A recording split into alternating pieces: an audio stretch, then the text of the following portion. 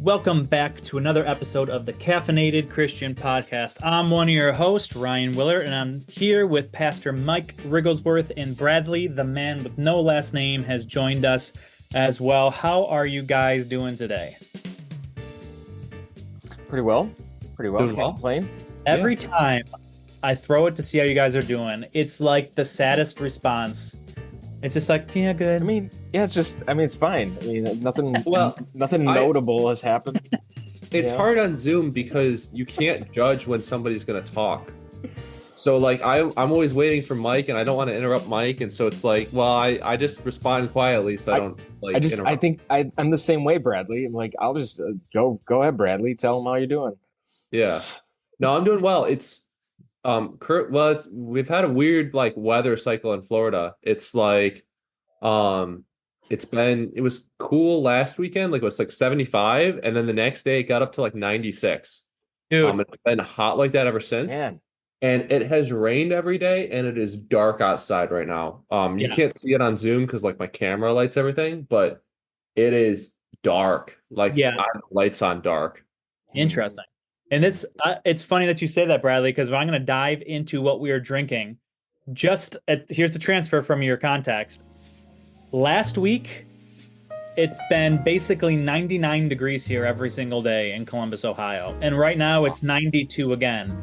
And right now, I'm not drinking coffee. I'm trying to replenish my electrolytes. And I have a Gatorade Zero in front of me because how much water I've been drinking during the day. The other day, I was I'm feeling lightheaded. I was like, man, I've been drinking too much water. I need to start replacing it. So I had my coffee this morning, and typically I have coffee for you guys, but it's disgustingly hot the past week here. So I'm putting electrolytes back in with some Gatorade Zero. You guys are getting the weather that we had, at least similar weather to what we had last week. Last week, at the time of this recording, we were in the 90s, the low to mid 90s, but the heat index made it feel a lot hotter. Yeah, I got in my car the one day and it was 105. Granted, it was sitting outside, but I'm like, this is terrible. This is I like mid 80s. Once you actually see a stagnant 99, you're like, okay, this is really hot. The other day, the temperature gauge in my car read 100. It read over 100. Remind me when we finish recording. I'll send you the picture. I don't have my phone on me at the moment. But I have a picture on my phone from 2 weeks ago when I jumped in my car and turned it on, and the thermometer at the front said 123. No, thank you. Oh, it was awful. And I don't have AC in my car, so I drove back to my apartment like that. It was bad. That's terrible. So, Bradley, what do you have on this hot day? I have my Gatorade Zero. What do you have? Well, in my nice AC apartment, it's 72 degrees in here right now. And I just have some hot chocolate because I didn't want to make coffee, and I have a bit of a headache, and coffee usually makes my headaches worse. So I just wanted something simple like hot chocolate. So I have kids' coffee. Nice. Is it regular hot chocolate, or is it a white chocolate hot chocolate? No, it's just regular hot chocolate. I don't like the alternate stuff. Sometimes I'll put a peppermint stick in it, but I don't have any peppermint today. I mean, Christmas in July is coming up, so yeah, I hoard candy canes at Christmas time. I buy 30 packs, and then I just throw them in the cupboard and forget about them on purpose. And then 5 months later, I'll remember that I have them, and then I'll just make hot chocolate every day. Nice. Mike, what do you have? That's a good plan. I actually have a Buffalo staple that I'm drinking today. It is, oh, come on, it's not going to unblur for me on the screen. It's Tim Hortons. It is inappropriate. Our Tim Hortons here it's sad. It's hot garbage. Yeah, it closes at 4 p.m. every day. It's sad. They're trying, but over here, Dunkin' is a thing. Dunkin' and Starbucks. Gotcha. So it's inverse for what it is in Buffalo. Dunkin' struggles here. Timmy's is struggling where you are. Okay. Yeah. Well, you know what's pretty good, Ryan? That I had recently was Wawa. Do you have Wawa near you? I feel like you just wanted to give you. I felt like you just spoke to me like I was 6 months and you wanted to give me water. Here, here's your Wawa, Ryan. Wawa, it's He like said that this. to me, guys. He said that to me while flying a little airplane with his pen. Here, to open your Wawa, mouth for Ryan, your Wawa. Wawa. No, it's like a 7-Eleven, but it's like really good. You know what's huge here? And people like go to have like lunch and dinner at a gas station. Sheets. Oh yeah, Sheets. Yeah, Like they have the good sheets pizza. here are like legitimate, and it's a lot of times like you'll go into it and you pull up and it's like, why is this like a $2 million cool rustic barn looking sheets? Like, why the gas stations like Yeah, incredibly nice around here? we got one called Bucky's. It's literally like a barbecue spot. Jeez. Yeah, but people will go like, yeah, I stop at Sheets for lunch sometimes. Like, Yeah, why? that's what Bucky's is. It's like a Yeah. sit down dinner. Yeah, it's crazy. So Yeah. we have a good podcast for everyone here today, and it was Bradley's idea, actually. So we're going to toss it over to Bradley for him to introduce what we are going to be discussing for this week. Bradley, what do you have for us? All right, so I had an idea about doing 9 Christians you've never heard of. And you know, when you think about like the early church fathers, or you think about like Christians that lived 200 years ago, it's kind of hard to, um, at least for me, it's hard to like imagine people who thought similarly to how I think about the Bible, um, living during like these moments in history. Like you have like the fall of Rome, the Viking Age, World War. I mean, even World War II. Like World War II, my great grandfather fought in. But it's hard for me to like envision like people had a modern understanding of like Jesus back then, and it's just Yeah. hard to like kind of like there's no like grounding. Like like we think about like Billy Graham, and we think like okay, like the Billy Graham age, or like we have um some of these other like notable Christians like Augustine or something like that. And Augustine lived during like the fall of Rome. So it's like it's hard to like picture people during that time. And so I thought it'd be kind of cool to just like one, it would be encouraging because like there's Christians that have lived all throughout history, since like Jesus died, of course.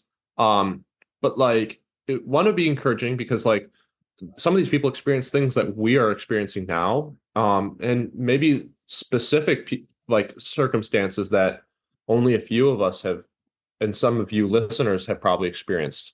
And so I thought it'd be encouraging to like hear that you aren't alone, and that during these different like phases of history, God had His hand in something. And so whether, and I know roughly just by names of who you guys picked. But like I just wanted to show like that there's different people that had really cool stories, and there's people that just maybe woke up and went to church and were really good in their communities. And like I just wanted to give some encouragement to people, and also like tell some of these people's stories that maybe need to be told. Awesome. So I'm going to toss it over to Mike. I think I'll have you go first, and you can talk about your first person. Yeah. And to add a little bit to what you just said, Bradley, too, I think some of the characters that we're going to be talking about today, that the historical figures in the church we're talking about today, rather, they may be seen by some people as, saints, some of them not, depending on your perspective. But I think on this side of history, we have an entirely different perspective. And I wonder sometimes if people living in the day that these individuals were living in, they wouldn't have seen it differently. Just like Paul would not have, as he was writing the scriptures. Do you wonder whether or not he was thinking, all right, am I writing sacred scripture right now? He didn't know fully how God was going to use his writing. And I think some of the people that we're going to talk about today, I think you're going to learn that they made some significant contributions to the church. Some of them good, some of them not so good. But I don't think these individuals at the time knew the full extent of how God would use them. And so I just want to encourage people in that regard too, that like you don't know how your words and your actions are going to have a ripple effect into the world after you pass away. In fact, some of the most significant things that we do may happen after we die. So just to give kind of food for thought there. So my first person I wanted to highlight is a guy by the name of Origen. Some of our listeners may know who Origen is. He lived in Alexandria, Egypt. He was born in 185 AD, roughly. He died 254 in Tyre, Phoenicia, which is now in Lebanon. He was the most important theologian and biblical scholar of the early Greek church. The greatest work that he did was Hexapla is the name of it, which is a synopsis of six versions of the Old Testament. So Origen was there's some debates about whether his parents were pagans or whether they were Christians. Some historians argue that he was born into a Christian family. He was a pupil, arguably, of Clement of Alexandria, who was another key historical figure in the early church. As a young man, he supposedly castrated himself so as to work freely in instructing female catechumens. So he didn't want sexual temptation to keep him from instructing female pupils. So that's a story that's told about Origen's life. He also was a teacher of philosophy. He's obviously a theologian. I'm just finding a few things here. He was in much demand as a preacher, and he was. So there's some controversy over some of Origen's doctrines, particularly some of the doctrines that he proposed regarding the afterlife, regarding hell in particular, were some of the doctrines that he was most known for preaching. He argued that hell cannot be absolute since God cannot abandon any creature. Because of his respect for freedom, it may take time, but God's love will ultimately triumph. So Origen is, you could make the argument that he was like the first universalist in Christian history, fairly early on in Christian history. But he also says he's like the opposite when it comes to heaven. He argues that heaven is not necessarily absolute because freedom is an inalienable characteristic of the rational creature. That's what he says. So he says this is a direct quote. He says, if you remove free will from virtue, you destroy its essence, right? So it says, because redeemed people remain free, all souls, while they can be restored, the whole drama can begin all over again. So he would argue that, okay, there's the new heaven and a new earth, but the cycle of sin and death and evil can repeat itself because human beings continue to have free will. So obviously there's some points of disagreement among Orthodox Christian scholars today about what he has to say. Yeah. Lots of assumptions there. But he continues to remain as somebody who is quoted. Like I have a Bible that has like all the commentary sections at the bottom of the Bible are actually from figures in early church history, and Origen is quoted there. Now there's some remarkable things that he contributed to Christian theology, but he's most known for his views on the afterlife and how heaven and hell are not absolute realities after we die. Yeah. But for the sake of time, I'm just going to end that there. But that's Origen. Cool. Nice. Ryan, you want to go next? Yeah. So one of the things I kind of wanted to get I don't want to say that. I wanted to keep a common let me start over. I thought it would be fun to keep a sort of common genre running through the guys that I chose. And me loving apologetics and defense of the Christian faith, what I wanted to do is I wanted to choose 3 church apologists, quote unquote apologists, that were influential through the church all throughout its history. This is what I love this quote by Dr. Aaron Lennon, or Leinen, I cannot pronounce that. It says, yet one reason for the rapidly expanding early church that often gets ignored is the first century Christian commitments to apologetics. And what this person does, they want to argue that the early church was saved many, many times at the crossroads of falling away by early Christian men who do apologetics. And as I've argued in my doctorate research, we're all called to be apologists.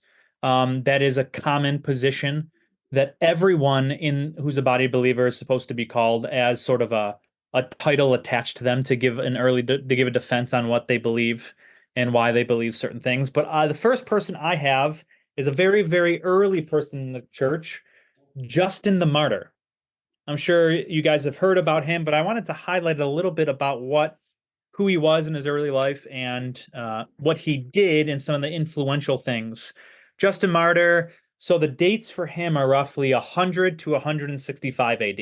Roughly. No one really knows exactly, but roughly that. He is considered the first major Christian apologist. Now, some scholars think they would say second or third, depending on if you want to count some other people. Maybe Paul. Do you count Paul?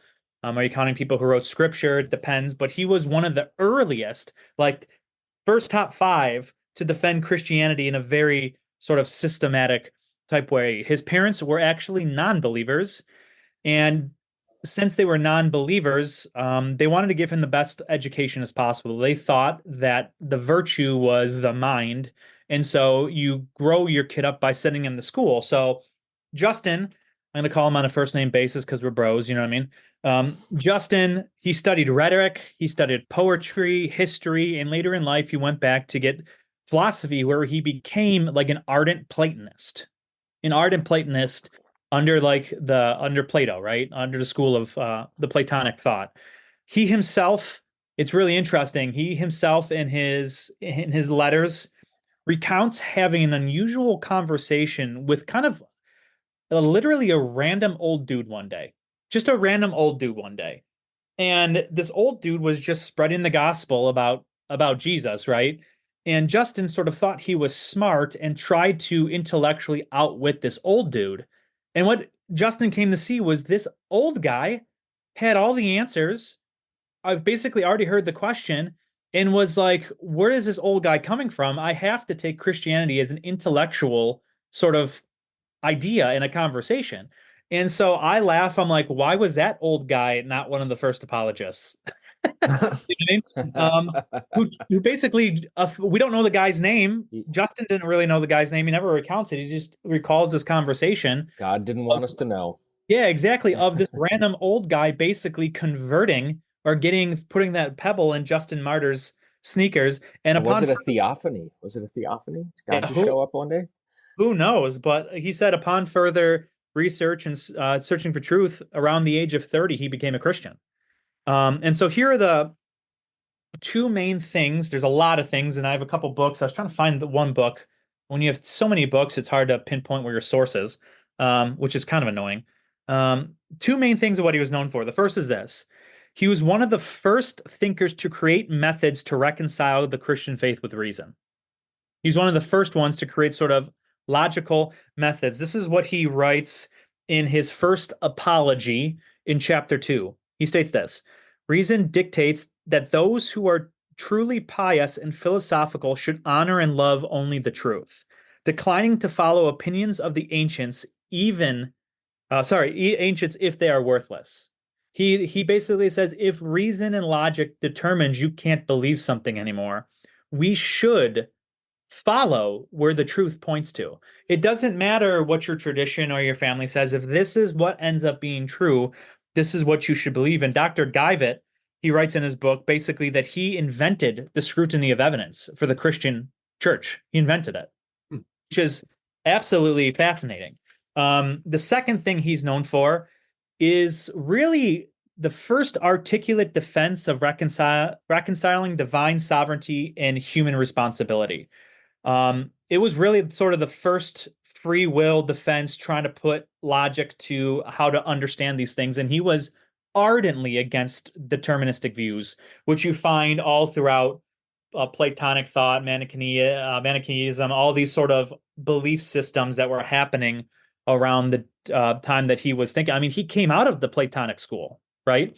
And in order to do so, he asked himself this question: why is God delaying to bring final judgment on Satan and his followers? This is the question he wrestled with, and this was his answer. Let me read you what he wrote. For he foreknows that some are to be saved by repentance, and perhaps some that aren't even born yet.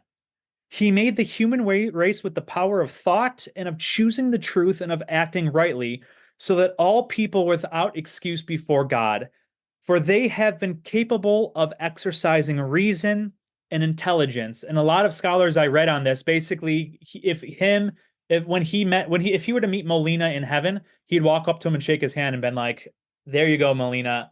You put a more systematic thought process to my belief." So a lot of scholars who aren't Molinists actually think Justin Martyr had the first sort of idea of counterfactuals without truly systematically putting God foreknowing certain possibilities that could happen.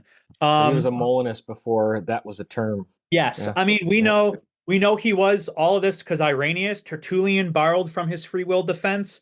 We see Saint Clement, Origen, Methodius. All Clement was a follower of Paul. Ignatius was an apostle of John.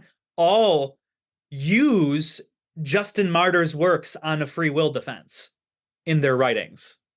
So I have a whole list of between 90 and 200, all of the early church fathers who basically used a free will defense, and most of them helped borrow from Justin Martyr on how they think about certain things, which is very fascinating.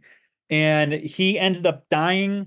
It sounded like he was beheaded. Most scholars believe he was beheaded with a couple of his friends as they were traveling and spreading the gospel. So Justin the Martyr is kind of a cool early church apologist that I think needs to get more attention in what he thought and how he argued. And he did some really incredible thinking that many, many of the early church fathers borrowed from.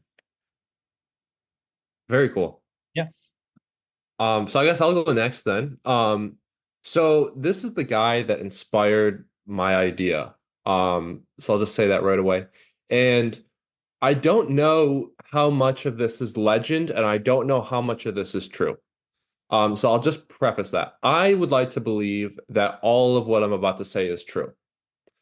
However, I really like stories, and so I'm gonna just preface that. But the guy that I have is Longinus.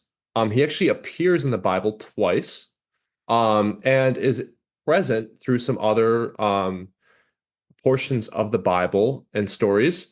So he was actually a Roman centurion. And I don't know how you guys wrote down your notes, but I just did bullet points. So I'm just going to try and get through my whole story. I literally just did bullet points too. Okay, perfect. So he was a Roman centurion, and it's unclear, but he was at least partially blinded during his time as a soldier. It's unclear if he was completely blinded or just partially, or like his eyesight started to dim. But at some point he was somewhat blinded. And because he was blinded and because of how life worked in the Roman world, he didn't really have anything else that he could do. So he ended up working as a soldier who just like guarded doors and like performed executions, and eventually he got to become an executioner. And so he worked with the crucifixion team, and specifically the crucifixion team, because he is notably the soldier who used the spear to pierce Jesus's side.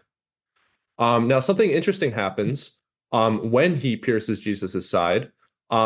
Some of the blood that ran out of Christ got onto his face and went into his eyes. And when he finally wiped the blood away, he could see.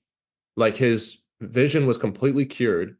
And he is also the soldier who exclaims in the book of Mark, "Surely this was the Son of God."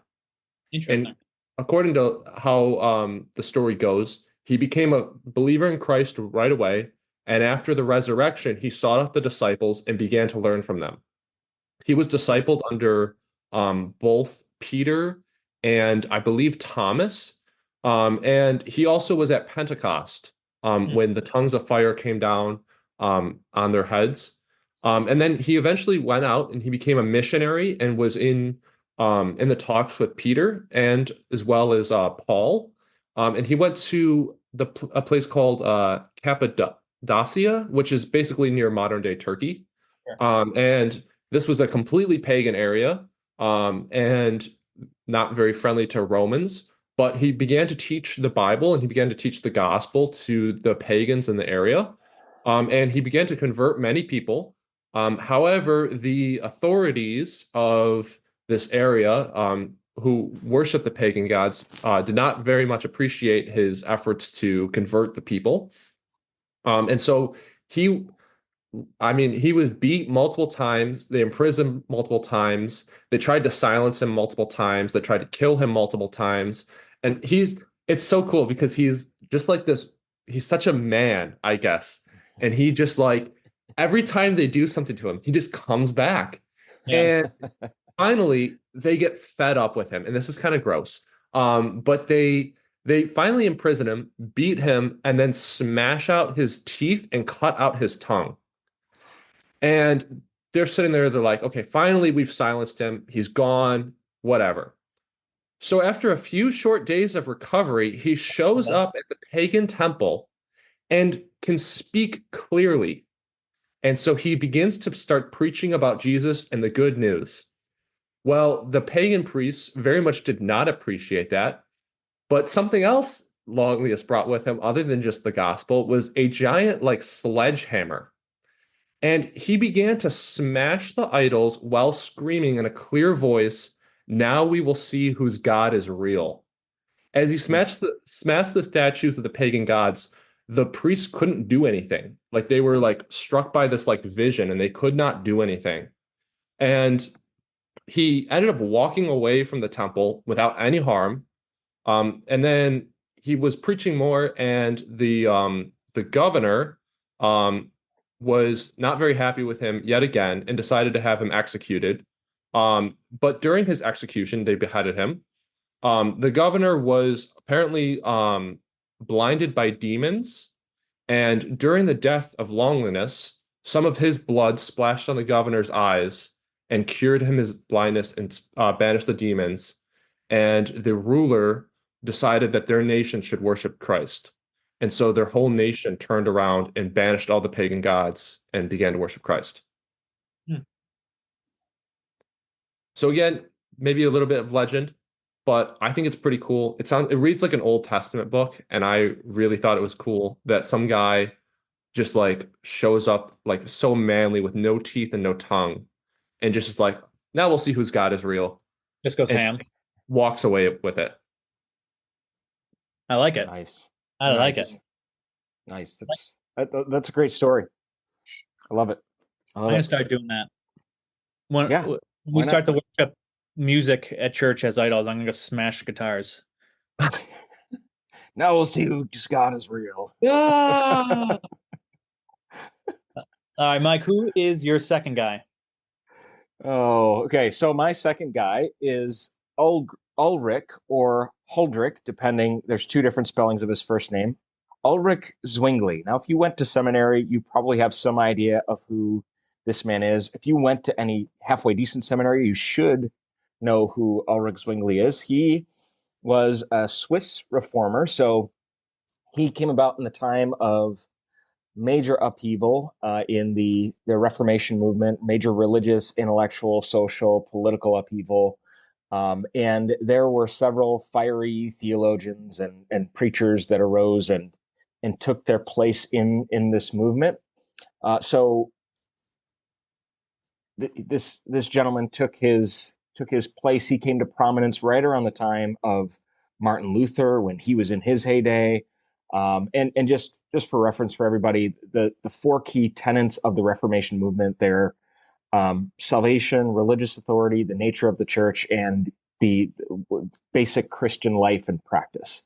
Right? Those are the four things that spurred on the Protestant Reformation. And so Ulrich Zwingli, he was born in Switzerland. It was called Wildhaus at the time. but it's now Switzerland. Um, he grew up to be a preacher in Zurich, and he found himself in the middle of this intense religious and political conflict that was brewing between the Roman Catholics and the Protestants. And Zwingli, he is just a fascinating character because for several reasons. One is because there is this big, I don't want to say big, but the reason why him and Martin Luther parted ways, they had worked together, but they parted ways because of their divergence in theology of communion, right? And there's two main branches of theology when it comes to communion, how the bread and the cup are viewed. One is transubstantiation, and the other is consubstantiation. So essentially, one says that the cup and the bread literally become the body and the blood of Jesus Christ, right? And this is the Catholic view. So this is consubstantiation. And so Luther continued to hold that position. Zwingli, on the other hand, held a different position. He believed that the bread and the cup, they're important, they're critical, we should participate in communion, but the bread and the cup, these are symbolic.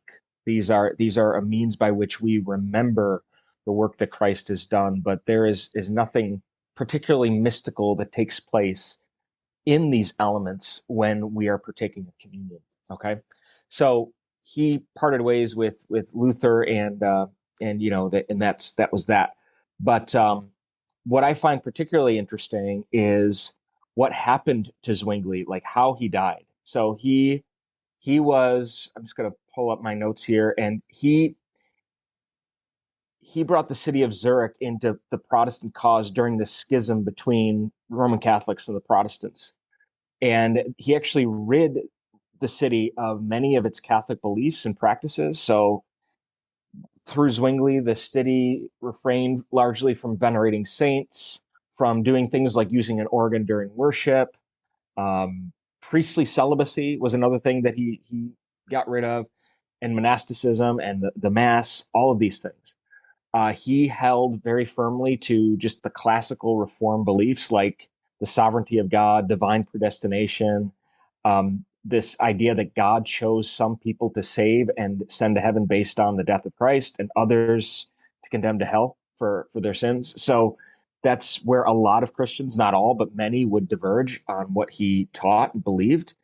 Like I said, he argued the Lord's Supper was symbolic rather than the physical presence of Christ.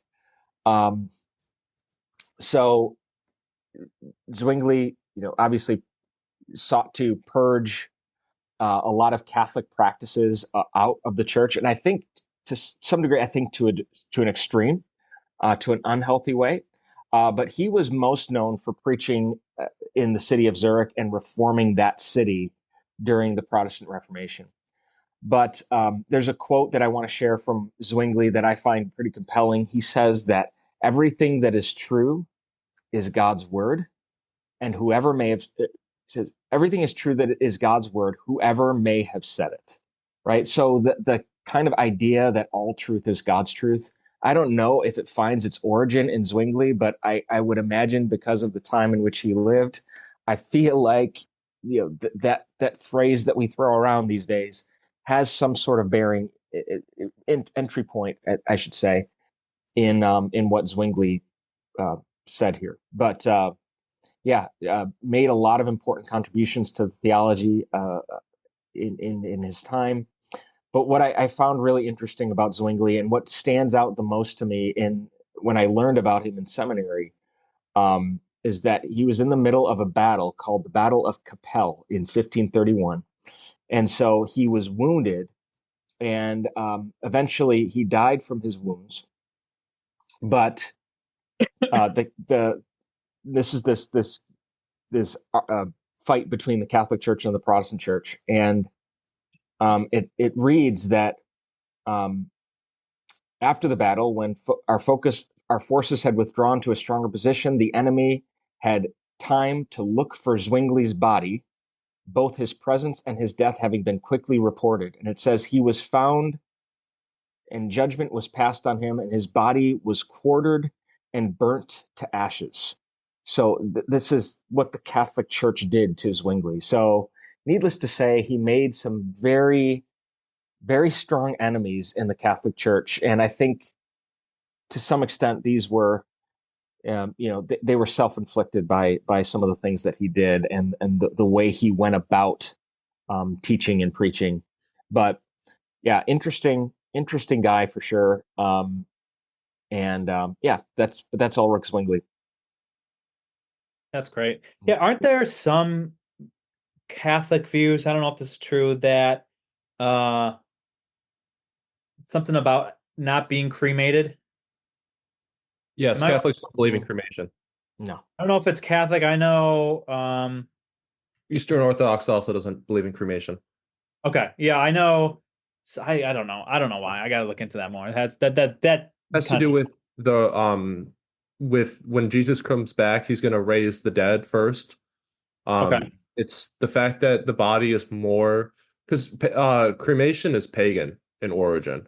Okay. It was not cremation was not like something that the church held even past the Protestant Reformation, up until like the 1700s. So I wonder if they were so ticked off at him, they're like, we're gonna cremate him and get back to him. No, could be. But no, I mean, like it wasn't. I mean, even like oh gosh, not Pentecostal. It starts with a P. I can't remember. And it's a Protestant denomination. But like cremation just isn't held to be Christian in origin. Presbyterians don't even believe in cremation. Interesting. Still don't believe in cremation.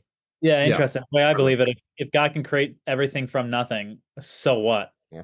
Well, don't we come from dust? Don't we come from dust? Isn't that what Ecclesiastes tells us? That's not the point. It's that, God created something different with our bodies, and we shouldn't go around and dismember our bodies and treat it like it's nothing. Like, we shouldn't treat it like it's ash and it's like it's dirt. It's something different.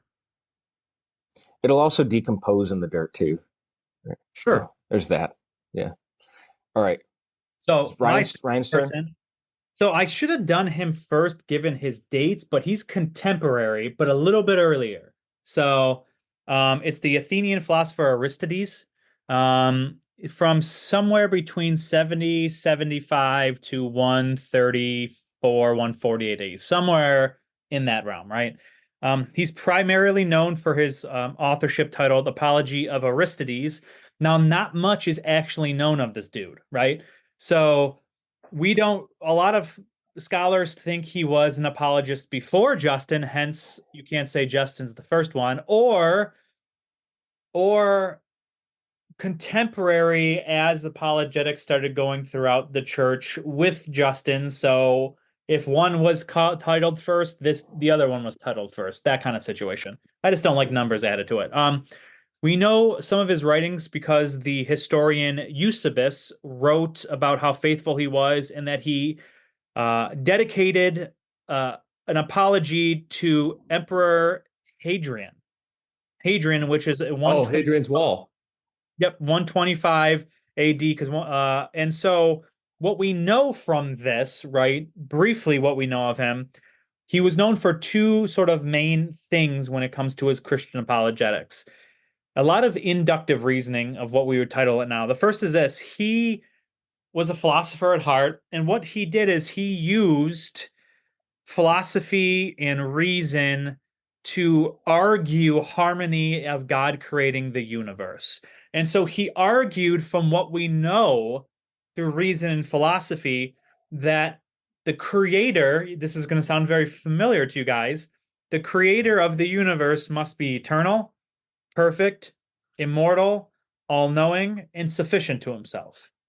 You're starting to see how, does anyone see the Kalam somewhere close to that? How you argue through the creation what the first cause would have to be. And so he's trying to argue through reason and philosophy through that. And then what he does is he's one of the first ones to set up a systematic religion apology. And so he took all of his conclusions And then he took five main religious systems: the barbarians, the Greeks, Egyptians, the Jews, and the Christians. And then what he did is he studied these belief systems, took what he could get from reason and philosophy of creation, and sort of saw if they could mold together. And what he realized is, given these other religious systems, the Christian faith is the only one who has a first creator that actually fits all of the categories that reason and logic bring you to from the created order. A lot of the clam that we see through that, you know what I mean? And so let me give you an example. The barbarians, they adhere to inanimate objects. So he argued that they can't be gods because they're inanimate objects and they were a part of our created order. So obviously that can't be the case. The Greeks, in fictitious gods who are moral conduct deprives them of title of worship. So the greatest conceivable beings type of philosophy we're seeing here.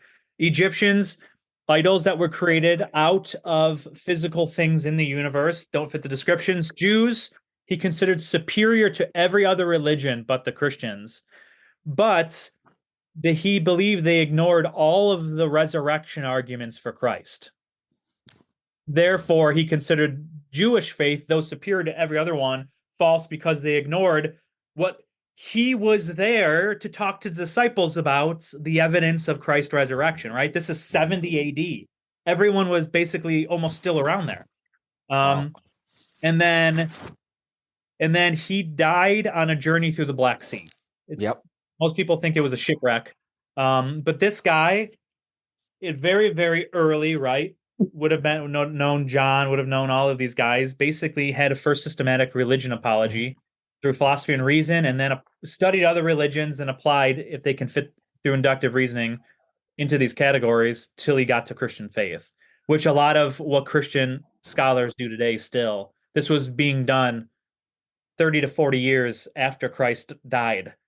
So those who still do that today are a part of a good history of those who did it, even when the disciples were around. Fascinating. Yeah. Cool. Yeah, once you said Hadrian, I was like, oh, I know exactly when this was. Yeah. Well, actually, speaking of Hadrian, my next person is Bede, who is central to English history. And I'm very interested in English history, so I of course know a lot about Bede. Bede lived around 670 to around 730 AD. So the pre-Viking age still, and the pre-England age. He was a monk who lived in Northumbria.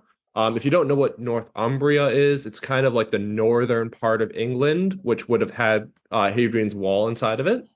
The reason I know of him is because I'm interested in Bernicia, which was a kingdom that existed prior to Northumbria. It was actually founded into Northumbria after uniting all the northern kingdoms. Basically, for the longest time after the Romans left Britain, and then the Saxons and the Jutes and the Angles came over across the sea.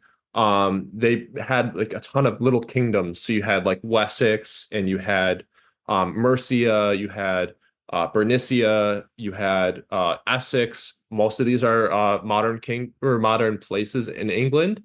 And eventually they just all kind of united into the Northumbria, West Saxons, the East Saxons, and then the Mercians, which are like the Middle Saxons.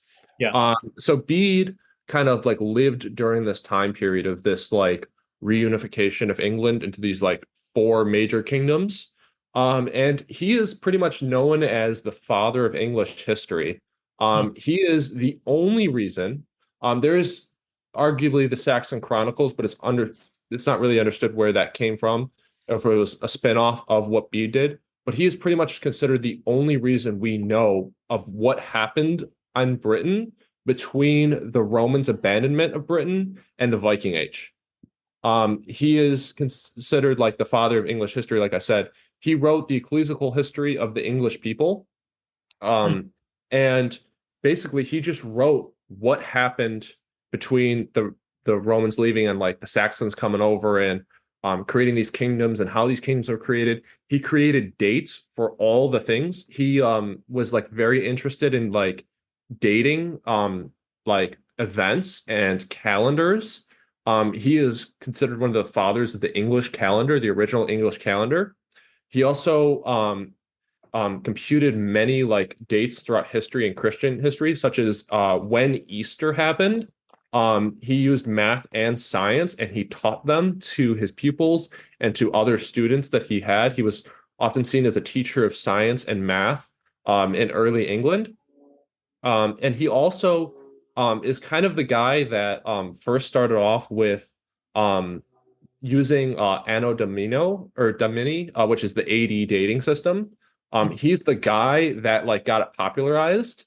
So he went back and did like this systematic like calendaring of when Jesus's death took place, and then like dated everything up until when he was living currently.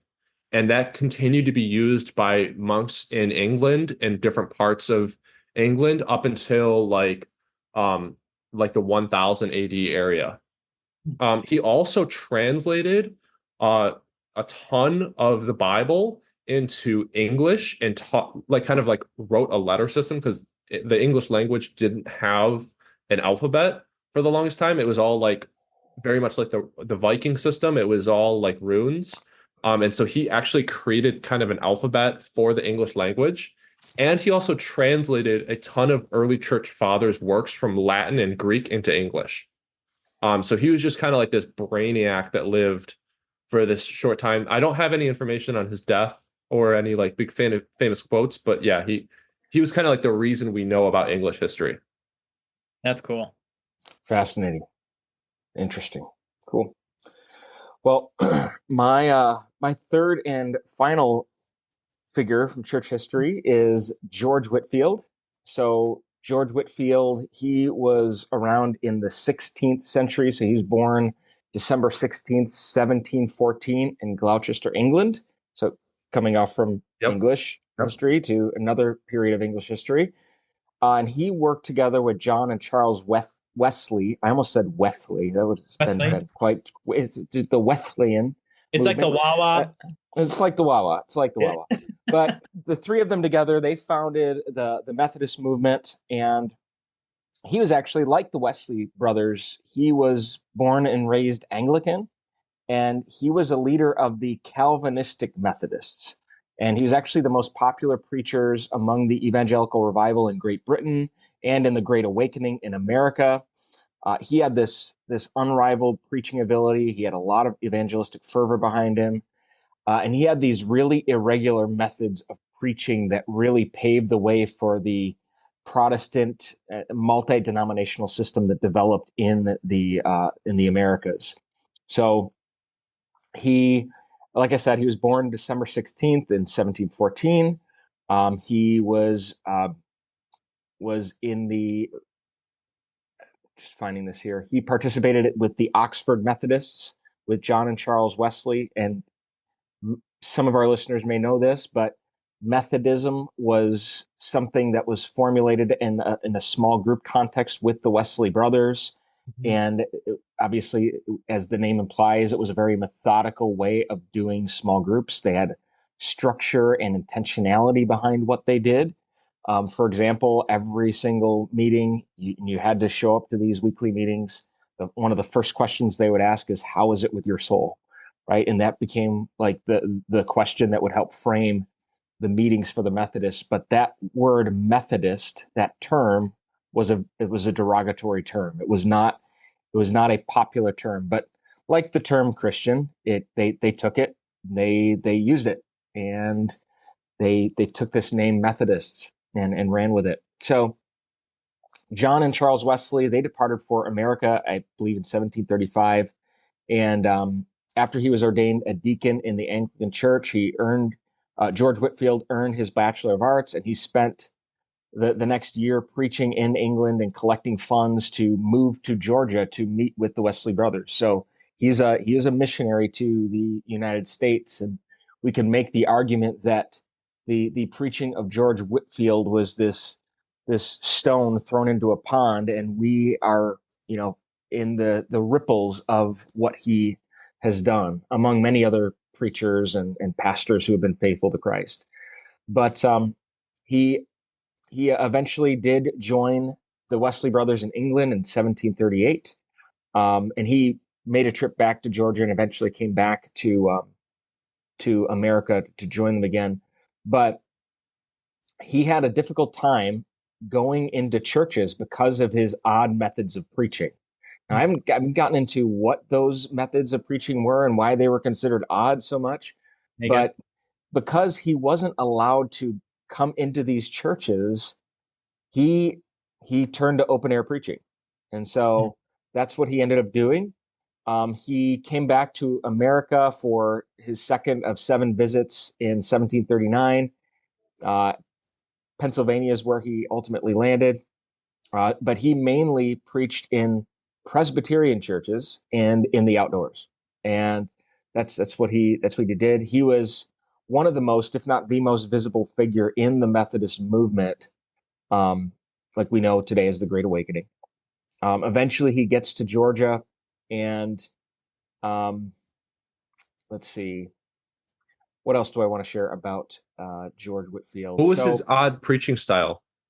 I'm not sure exactly what it was. I didn't Doesn't get say. into that so much, but he held to some of the Calvinistic teachings of predestination and divine initiative and things like that. So those were some of the theological specifics that George Whitefield held to. So eventually he broke from the Wesley Brothers because they really placed a clear emphasis on free grace and free will. I think the Wesleys were ones that really popularized those doctrines, and George Whitefield separated from them with regard to that. But he died in 1770 in Massachusetts, and he's buried there beneath the pulpit of First Presbyterian Church. So that was him. But he, again, he made a lot of significant contributions to the evangelical movement in the United States. But he's someone that I don't think gets a lot of notoriety. And here's the thing: even though I didn't really get the odd preaching style that he engaged in, but one of the things that I think is important for us to consider as we're talking about what it means to kind of like make our own mark and unique contribution to the body of Christ. Are we willing to step outside of the accepted paradigms that we're given within the church, not to sin and not to abandon orthodoxy, not to abandon doctrine, but are there ways that we can creatively reach people with the gospel that may be met with hostility by churches of the day, right? Yeah. And that's something that Whitefield and the Wesley Brothers, they were willing to do. So it's one of the reasons why I picked George Whitefield. And I want to share this one quote from him. He said this. He said, "When you hear of a notorious sinner, instead of thinking you do well to be angry, beg of Jesus Christ to convert and make him a monument of his free grace." So just, he's a guy that just clearly had a heart for lost people and sought to introduce those far from God and his grace to him. So that's George Whitefield. Great. So my third and final is a man. His name is Teilhard de Chardin. Hopefully I pronounced that correctly. I wouldn't know. Teilhard de Chardin, from 1881 to 1955 was his dates. He was a Jesuit paleontologist convinced that the real world through science could be an apology for the Christian thought. So he was really heavy in a day and age where the church, when science was starting to become this huge revolution and the church was starting to take sides on, well, we just need to sort of like put ourselves in this compartment of belief and faith and let these other sort of people go their way. This man was dedicated to showing that if God created reality, all of the reality should point to him, and you're just not regulated to just blind faith. We should be able to discover his truths through scientific endeavor. And this is what he writes in one of his letters.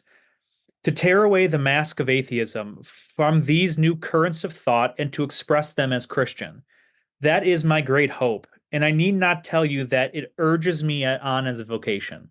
He wanted to take what the atheists were claiming as their own and take them and show, no, no, no, you can't have this.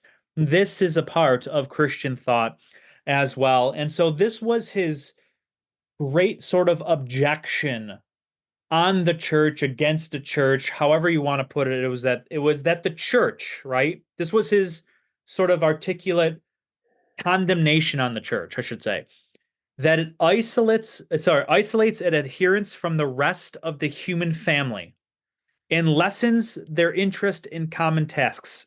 It has lost touch with the mainstream of human development.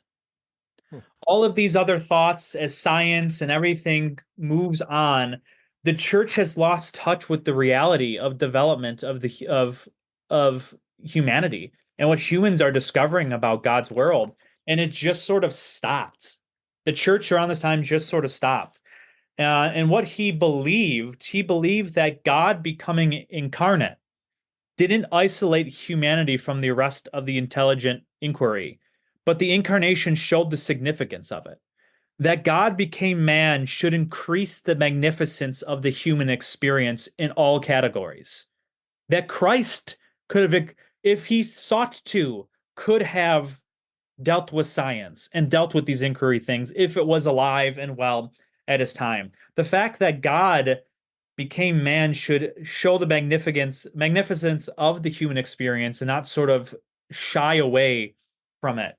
Dr. Dulles writes this about Chardin. Talliard was one of the most daring and original apologists the church has ever known.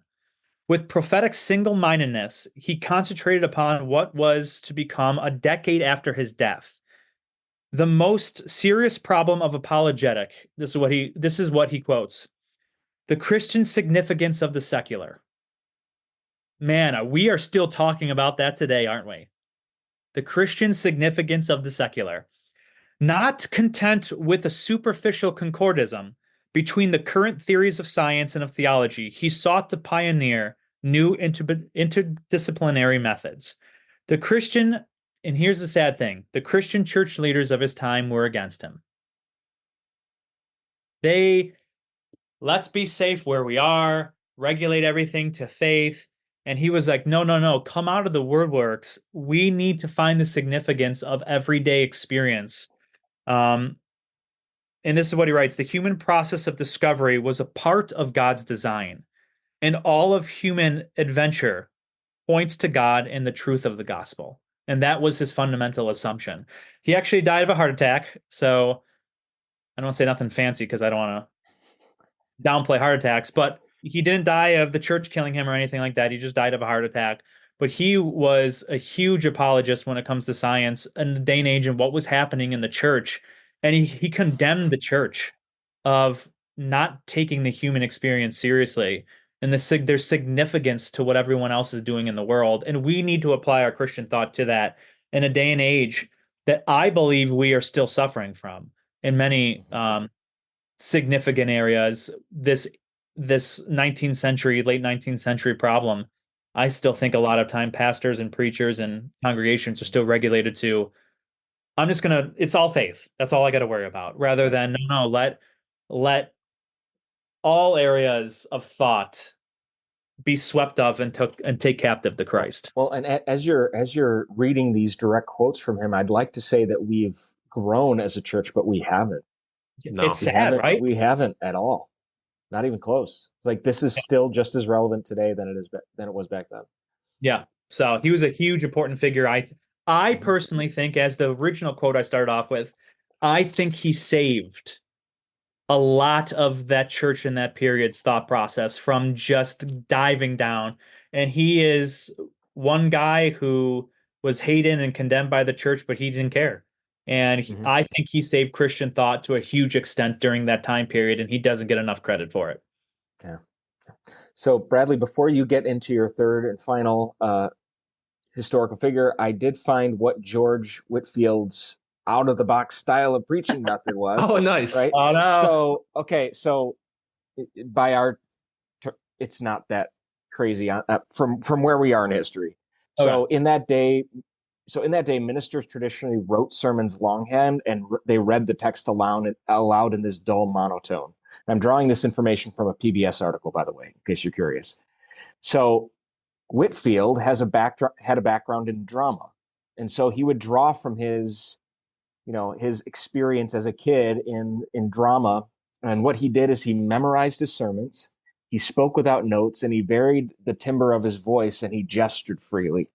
That was his method of preaching, and that's why churches didn't want him in their buildings. I That was going sounds to like ask if exactly what I do. Right? I know. It's what I do. For the Yeah. most I part. was going to ask if he does like handstands when he's preaching or something like that, but I guess it's pretty darn Shirtless. close. Quite. He doesn't Pretty wear his wig. close. I don't know. I mean, he stopped short of doing that, but it seems, like he has the flair for the dramatic. He was engaging when he preached, and okay, I can sorry, see how he stuck out. Yeah. That's cool. yeah. So anyway, Bradley, what's All your right. last one? Okay, I'm proud to have the only woman on the list. Wow. Don't Um, you tell my guys what they think they are. Don't you dare do that. No, I'm just kidding. okay. Yeah. Um, yeah, I have the only woman on the list. And so I chose Therese of I'm gonna butcher this pronunciation. Lisieux, I think is how you say it. It's Sure. French. It's spelled Lisieux. Just give it your best, Bradley. That's Like all we Lisieux. can ask. Lemieux or something like that. I don't I know. tried Lezeux, but I felt like that didn't sound French enough. So I feel like it's Lisieux or something Yeah. like that.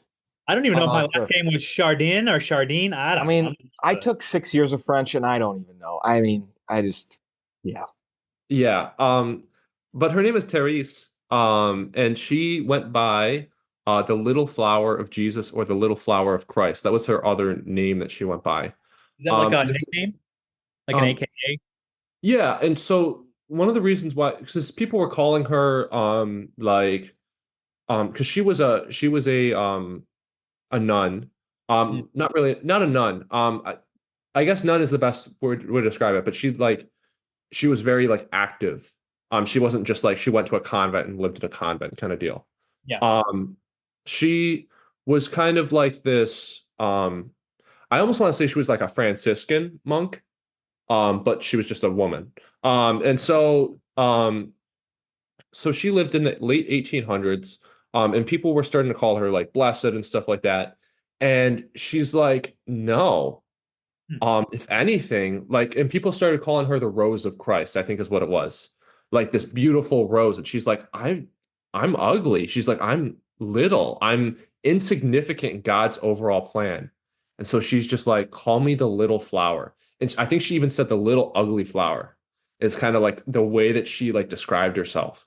And so I mean, like that kind of just encapsulates how she lived anyway. She was very simplistic in her living. She didn't live fancily. She wanted to be close to the poor, and she wanted to live amongst them, and like kind of like show like, hey, Jesus is here with you. Like I'm here to help you. And she didn't want to like live like this big like rich, even though her family was rather well off. She didn't want to live, above the poor and above the needy, and the sick. She ended up dying at the age of 24 from tuberculosis, if I can say that. She wasn't very old when she died. But she had a lot of things that she did. And rather than list off everything, I wanted to tell a story about how I discovered her. And there's this one story about this triple homicide that happened in France at the time. The guy that committed it was Henry Pranzi. It's not spelled like Henry, like we would spell it. But I think it's Pranzi is how you say it. But he killed a mother, her child, and like her sister in a house, brutally, and like tortured them and all this stuff. And it shocked France. Like there was like this investigation. They were trying to figure out who did it. Finally, they landed on Pranzi. And it was like this big cultural event in France that was just like everybody's like, how terrible. And he was eventually he was eventually sentenced to death. And like there was just this like overall like unification of, yes, good, he's going to die. Good thing that he's dying. He's a terrible person.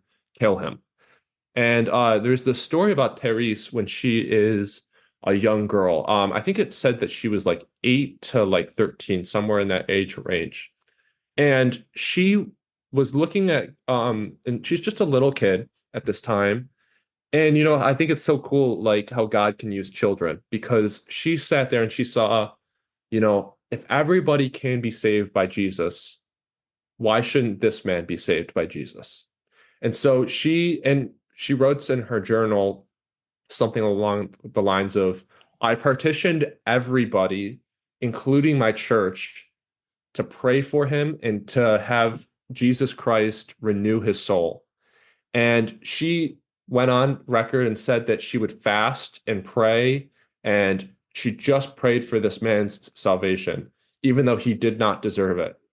And there's this story about him, this Henry Ponzi guy, on the day of his execution, that he was in his cell, pale, when a chaplain and the officers came to take him towards the execution. I think he was hung. So they were taking him to the gallows, and he had something in his hand, and they thought it was a knife. They thought he was going to try and escape. Well, when they opened up his hand, they found it was a cross, and he was praying to Jesus, weeping and asking for forgiveness. And when he got onto the gallows, the chaplain led him to Christ on the gallows. And after they hung him, there was, of course, this is the 1800s, late 1800s. So like, there's the newspapers and stuff. Well, Therese knew that he was executed and knew the date that he was executed and waited for the paper. And the only thing that she wanted to see was that he had accepted Jesus Christ. And she just kind of knew, like, he's going to say yes or no in this paper. And when she saw that he had accepted Jesus Christ and was holding a cross, she immediately fell to her knees and began to thank God and dedicate her life to Christ's ministry. Wow. That's cool. That's awesome. I like that. Well, Mike, that's the end of the podcast. Do you want to do that? Sign us out? Yep. All right. Thanks again for joining us for another episode of the Caffeinated Christian Podcast. We hope that you enjoyed our little foray into some of the lesser known figures in Christian history. Be sure to like and subscribe wherever you get your podcasts, and give us a 5-star review, or whatever star review you feel like giving us. That's fine too. You can also find us on Facebook and Instagram. Ryan's just shaking his head no, saying, why? Why would you just got to give us 5 stars? Yeah, right. Well, It's like Therese, mandatory. we don't want ourselves to be too proud. So we can be the little 1-star podcast of Christ. That's fine. I'll be the little 1-star podcast, but Ryan doesn't like that. Find you. Right. But you can find us on Facebook and Instagram at the Caffeinated Christian Podcast. Be sure to reach out to us. Let us know if you'd like to learn more about Christian history or whatever topic you would like us to talk about. We would love to hear from you. But until next time, have a terrific day.